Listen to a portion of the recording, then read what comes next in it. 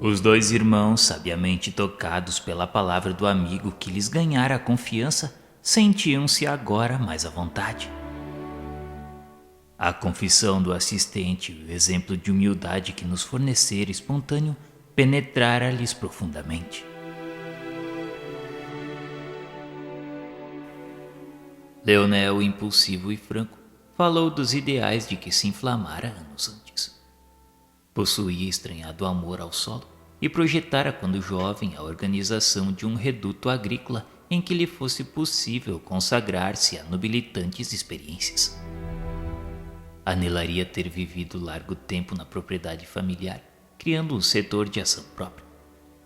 Entretanto, comentou algo triste, mas sem o tom de revolta de suas anteriores conversações, que a criminosa decisão de Antônio Olímpio aniquilara-lhe os sonhos. Vira-se esbulhado dos seus ideais em tremenda frustração que depois do sepulcro lhe dementava a cabeça. Não conseguia disposições mentais para refazer a esperança.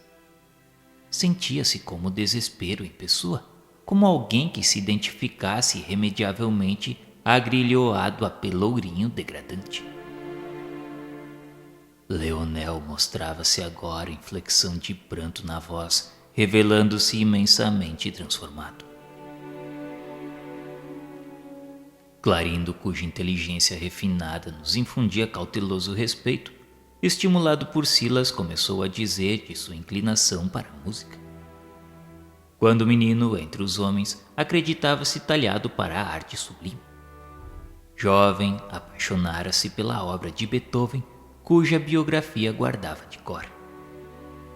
Em razão disso, não buscava tão somente o título de bacharel para o qual se preparava, mas também os louros de pianista, com o que se sentiria sumamente feliz. No entanto, exprimindo-se carregando a voz de insofreável amargura, o homicídio de que fora a vítima turvara-lhe a visão.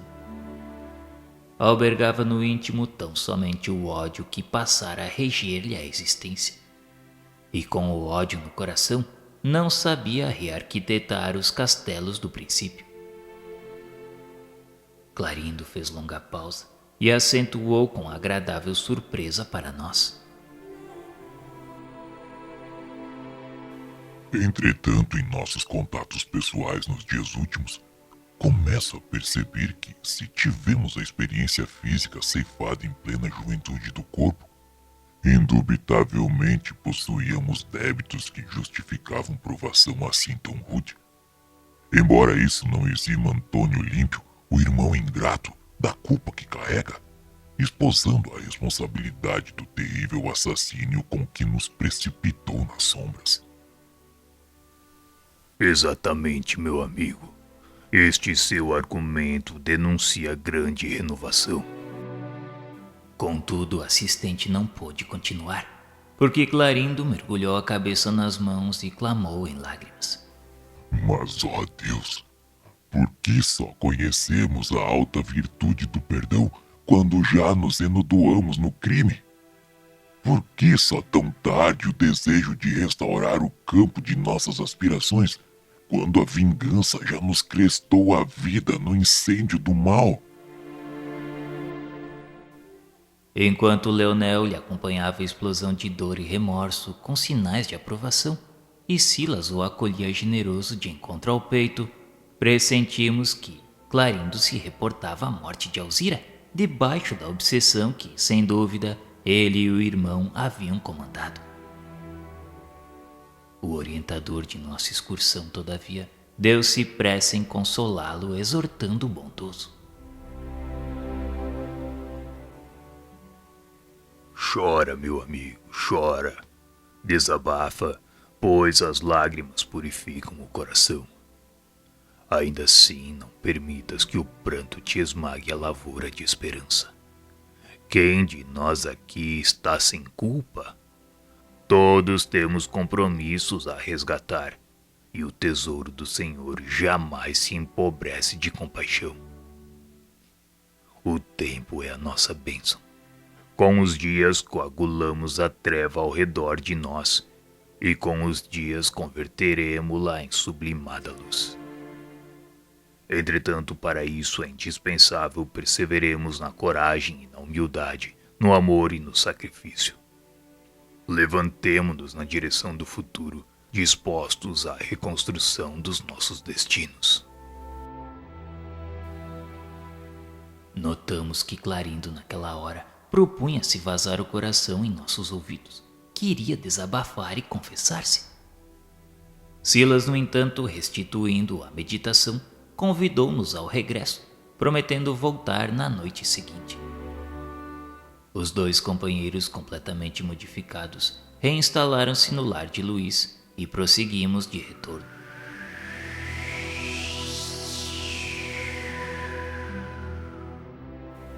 A caminho, o assistente rejubilava-se. O processo Antônio Olímpio, a nós confiado, atingia bom termo. A renovação dos obsessores coroara-se de êxito. E o chefe da nossa expedição dizia aguardar para a noite imediata o entendimento entre Alzira e aqueles que lhe seriam filhos no porvir, depois do qual seriam ambos internados na mansão com o pleno assentimento deles mesmos, tendo em vista a preparação do futuro. Na casa dirigida por Druso, trabalhariam e reeducariam-se, encontrando novos interesses mentais e novos estímulos para a necessária recuperação. Assim que o nosso amigo entrou em silêncio, perguntei um tanto preocupado: e poderíamos saber quanto tempo gastarão Clarindo e Leonel aplainando os caminhos para a volta ao corpo físico? Provavelmente 1/4 de século. Mas por que tanto? Precisarão reconstituir as ideias no campo do bem, plasmando-as de modo indelével na mente, a fim de que se consagrem à efetivação dos novos planos. Refugiando-se no serviço ativo, ajudando aos outros e criando assim preciosas sementeiras de simpatia que lhes facilitarão as lutas na terra amanhã.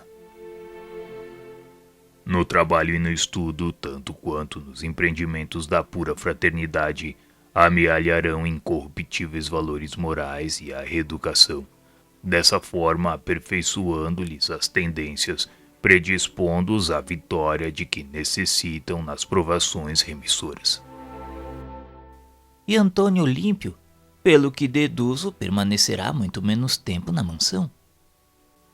Sim, André. Antônio Olímpio, depois de breve reconciliação com os manos, renascerá sem dúvida dentro de 2 a 3 anos. E poderíamos saber por que tão grande diferença? Não podemos esquecer que foi ele quem começou a criminosa trama sob nossos estudos. Por isso, do grupo de reencarnantes, será o companheiro menos favorecido na lei durante a viagem prevista à esfera humana, pelas agravantes que lhe marcam o problema individual. Com o espírito ainda sombreado de angústia e arrependimento, ressurgirá no berço da família que ele prejudicou pela prática da usura, movimentando-se num horizonte mental muito restrito, de vez que instintivamente a sua maior preocupação será devolver aos irmãos espoliados a existência física, o dinheiro e as terras que deles furtou. Em razão disso, apenas disporá de facilidades íntimas para a cultura e o aprimoramento de si mesmo na idade madura do corpo, quando houver encaminhado os filhos para o triunfo que a eles compete alcançar. Entretanto, Clarindo e Leonel também mataram. E de certo também pagarão por isso. Contudo, não podemos negar-lhes atenuantes no lamentável delito. Antônio Olímpio planejou o crime friamente para acomodar-se nas vantagens materiais que lhe adviriam da crueldade e da violência. E os irmãos infelizes agiram no pesadelo do ódio, traumatizados de pavorosa dor. Inegavelmente, Clarindo e Leonel padecem angústia e remorso, devendo sofrer doloroso resgate em momento oportuno. Mas ainda assim são credores do irmão que lhes retardou os passos evolutivos. E como fica Alzira nessa história? Alzira André já conseguiu entesourar bastante amor para entender, perdoar e auxiliar. Por esse motivo, dispõe diante da lei do poder de ajudar tanto ao esposo como aos cunhados, até agora infelizes, tanto ao filho Luiz, ainda na carne, como a todos os descendentes de sua organização familiar, porque quanto mais amor puro no espírito, mais amplos recursos da alma perante Deus. Não podemos esquecer que aqueles que amam realmente governam a vida. Desculpa a minha insistência nesse assunto, Sr. Silas, mas gostaria de saber, se possível, por que sofrer Alzira a aflitiva desencarnação no lago? Talvez era alguma prova de existência passada? Compreendendo-se que nossa amiga já conquistou a felicidade do perdão irrestrito, filho do amor que não se preocupa em ser amado, não nos convém mais profunda imersão no pretérito, tornando nosso estudo fastidioso. Alzira diante de nós já é alguém que possui larga faixa de céu no coração. Os assuntos que lhe dizem respeito devem ser analisados no céu.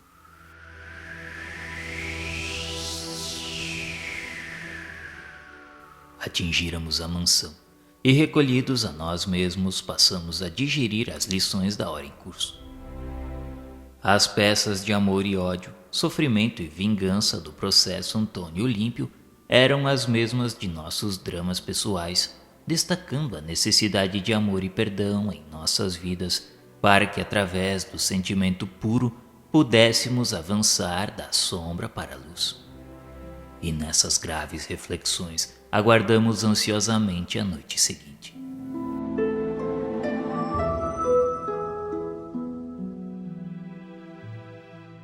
Chegando a hora abençoada de nossos estudos, o assistente entendeu-se com a irmã Alzira em longa conversação particular, solicitando-lhe nos reencontrasse a determinada hora no lago em que ocorrera a desencarnação dela.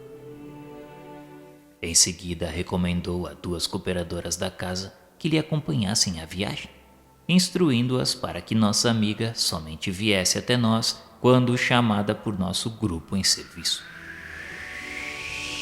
Depois de costumeira excursão, entrávamos no lar de Luiz, onde Clarindo e Leonel nos aguardavam com carinhoso interesse. Silas reconduziu-nos ao hospital que visitáramos na véspera, administrando passes magnéticos em Laudemira e no filhinho recém-nato. E, findas essas ligeiras atividades de assistência, transportou-nos para vasto domicílio, em cujo umbral um velhinho desencarnado de fisionomia simpática recebeu-nos amavelmente. Esse é o nosso irmão Paulino que vem amparando as obras do filho dedicado à engenharia na terra.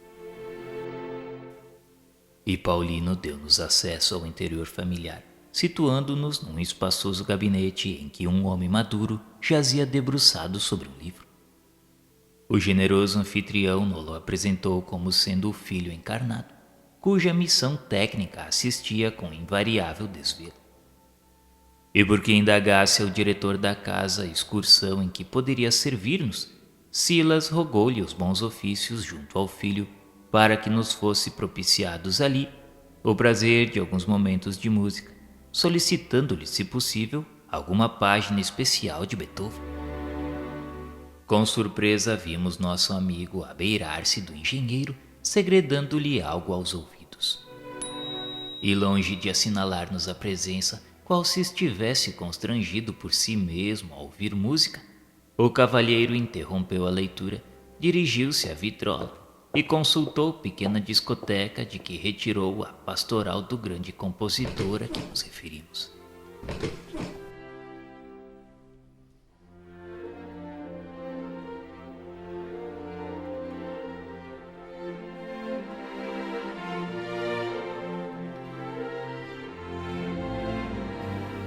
Em breves momentos, o recinto povoava-se para nós de encantamento e alegria, sonoridade e beleza. Silas, com alma e coração, ouvia conosco a sinfonia admirável, toda ela estruturada em bênçãos de natureza sublimada. Com Leonel atraído para as lides campestres, sentíamos mentalmente a presença do bosque, repleto de pássaros cantores sobrevoando um regato cristalino a deslizar sobre leitosos seixos, e qual, se a paisagem imaginária obedecesse à narração melódica, víamos-la transformar-se de repente, dando-nos a ideia de que o céu, dantes azul, se cobria de nuvens pesadas e bardacentas a despejarem faíscas e trovões, para depois retornar ao quadro florido entre cânticos e preces. E com Clarindo, apaixonado pela arte divina, registrávamos o império da música em sua majestade soberana, arrebatando-nos as mais sublimes emoções. Aqueles minutos valiam para nós como abençoada oração.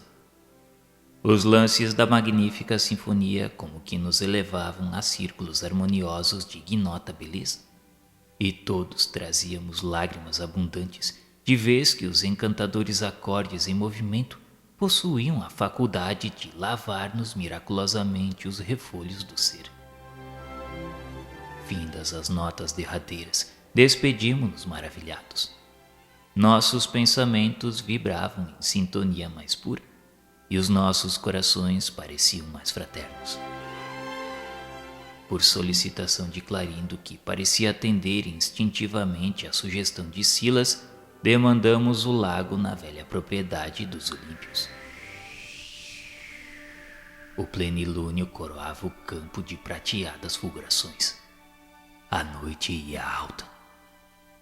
Tomando a iniciativa, Leonel passou então a relatar-nos quanto já sabíamos, detendo-se em copioso pranto ao referir-se à morte da cunhada sobre quem atirara as farpas de sua ira. Extremamente surpreendidos, Hilário e eu anotávamos a paciente atenção de Silas em lhe ouvindo a confissão, qual se o assunto lhe for absoluta novidade. Depois de mais de uma hora em que nosso companheiro sofredor se mantivera com a palavra, o assistente, em particular, chamou-nos a mais nobre compreensão, declarando a Hilário e a mim que o nosso amigo tinha necessidade de expungir do coração ferido as suas dores, e que de nossa parte, embora lhe conhecêssemos o drama íntimo, não nos cabia cercear-lhe a confissão, e sim recolhê-la fraternalmente, partilhando-lhe a carga de aflição, para que se lhe aliviassem as chagas do pensamento. Logo após, Silas envolveu a ambos os irmãos numa interessante palestra, propondo-lhes o reajustamento por meio de luta reparadora. Não desejariam retomar porventura o caminho terrestre? Por que não abraçarem trabalho novo, buscando o renascimento na mesma família de que provinham? Não seria mais agradável e mais fácil conquistar a reconciliação e com isso reentrar na posse das antigas aspirações, marchando com elas no plano físico ao encontro de preciosos degraus para a vida superior? Porém, Clarindo e Leonel, quase que de modo simultâneo, lamentaram-se quanto ao problema de Alzira. Em verdade, no desespero da própria causa, haviam aceitado as sugestões da loucura. Gastaram anos a fio estendendo a crueldade nas trevas. Entretanto, nada lhes doía tanto como a violência praticada contra a esposa de Antônio Olímpio, que, horrorizada ante a perseguição deles, se havia arrojado naquelas águas de terríveis reminiscências. Mas e se Alzira lhes trouxesse em pessoa o abraço de entendimento e de auxílio? E como sorrissem de esperança no turbilhão das próprias lágrimas, o assistente afastou-se por alguns minutos e voltou trazendo em sua companhia a generosa irmã que, envergando cintilante roupagem, lhes estendeu as mãos a ofertar-lhes o colo maternal resplendente de amor.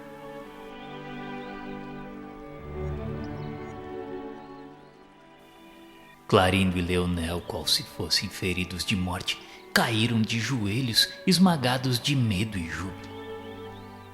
Alzira, no entanto, afagou-lhes as cabeças submissas e rendeu graças a Deus por aquela hora abençoada de reencontro. e porque Leonel tentasse de balde pedir perdão, ensaiando monossílabos entrecortados pelo soluço, a genitora de Luiz suplicou humilde: Sou eu quem devo ajoelhar-se, implorando-lhes caridoso indulto. O crime de meu esposo é também meu crime. Vocês foram expoliados dos mais belos sonhos, quando a mocidade terrestre começava a sorrir-lhes. Nossa desregrada ambição, contudo, furtou-lhes os recursos e as possibilidades, inclusive a existência. Perdoe-nos. Pagaremos nossas dívidas. Ajudar-nos ao Senhor na recuperação de nossa casa. Em breve, Antônio Límpio e eu estaremos novamente no plano físico e com o apoio da misericórdia divina, restituiremos a vocês o sítio que não nos pertence. Permitam, meus filhos, possa honrar-se minha alma com o privilégio de ser-lhes amorosa mãe no mundo. Para restaurar-lhes a esperança e refazer-lhes o ideal, ofereço-lhes o meu coração. Conceder-me-á, Senhor, a bênção de agasalhá-los em meu seio, criando-os com o hábito de meus beijos e com o orvalho de minhas lágrimas. Para isso, porém, é necessário que o ouvido de nossos pesares nasça, puro, do amor que devemos uns aos outros. Esqueçamos ressentimentos, e Deus nos suprirá de recursos para que venhamos a solver nossos débitos. Ergam-se, filhos queridos. Sabe, Jesus, que desejo conchegá-los de encontro ao meu peito e guardá-los nos meus braços.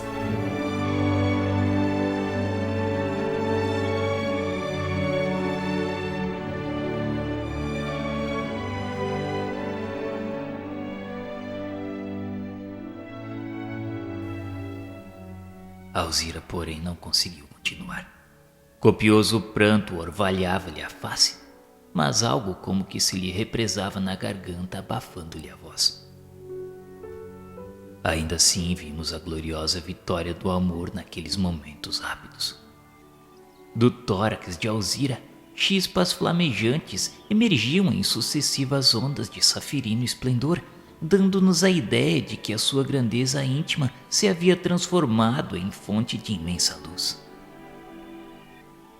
Amparados por ela, Clarindo e Leonel levantaram-se à maneira de duas crianças atraídas pela ternura materna e enlaçaram-na em comovedores soluços. Nossa companheira, acariciando-os, reconhecida, acolheu-lhes no regaço, como se passasse a reter consigo dois tesouros do coração. Atendendo a mudo sinal do orientador de nossa excursão, auxiliamo-la como se fazia preciso, e depois de algum tempo, transportando conosco os dois novos amigos, dávamos entrada no grande instituto. Após interná-los em departamento adequado, falou Silas contente: André e Hilário, graças a Deus nossa tarefa está cumprida. Agora esperemos se habilitem todos ante a nova batalha que ferirão na terra para o serviço salvador em que se misturam afeto e aversão, alegria e dor, luta e dificuldade em busca da redenção. Em meu entendimento, perguntas diversas nasciam imperiosas, mas compreendi que a lei de causa e efeito agiria infatigável para as personagens de nossa história e meditei nas minhas próprias dívidas. Foi então que, ao invés de indagar, apenas beijei respeitoso as mãos do assistente, na condição do aprendiz reconhecido a um instrutor generoso, e recolhi-me à prece em silêncio, agradecendo a Jesus aquela valiosa lição.